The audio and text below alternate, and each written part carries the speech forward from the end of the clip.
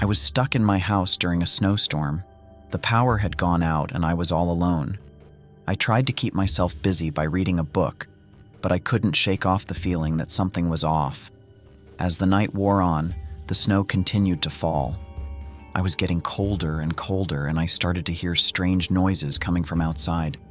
At first, I thought it was just the wind, but the noises grew louder and more persistent. I decided to investigate and went to the window to look outside. That's when I saw them. There were footprints in the snow leading up to my house, but there were no footprints leading away. I was terrified. Someone or something had come to my house, and they were still there.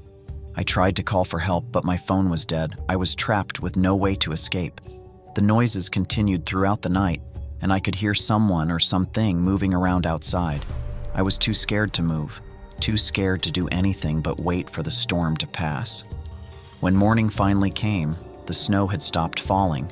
I looked outside, and the footprints were gone. There was no sign of anyone or anything. It was as if they had never been there. But then I noticed something strange. There was a message written in the snow right outside my window. It read, "I'll be back." To this day, I still don't know who or what was outside my house that night. But I know that I'll never forget the feeling of being trapped in my own home, with something sinister lurking outside.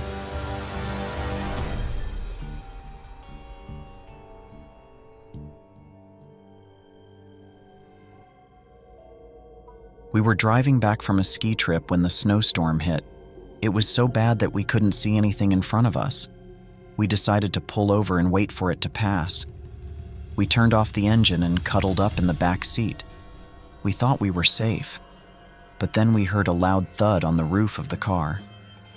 We looked up and saw a dark figure looming over us. It had a ski mask and a bloody axe. It smashed the window and reached for us. We screamed and tried to fight back, but it was too strong. It dragged my girlfriend out of the car and into the snow. I heard her scream one last time before it was silenced. I was paralyzed with fear. I didn't know what to do. I grabbed my phone and dialed 911, but there was no signal. I was alone. I looked out the window and saw the figure coming back for me. It had a twisted smile on its face. It was my girlfriend's ex-boyfriend.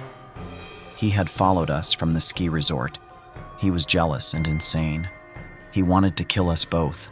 He raised his axe and swung it at me. I closed my eyes and waited for the end, but it never came. I heard a gunshot and opened my eyes. He was lying on the ground, bleeding. A police officer was standing over him. He had seen our car and came to check on us. He had saved my life.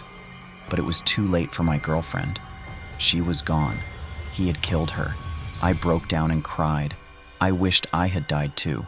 I wished we had never gone on that ski trip. I wished we had never met him.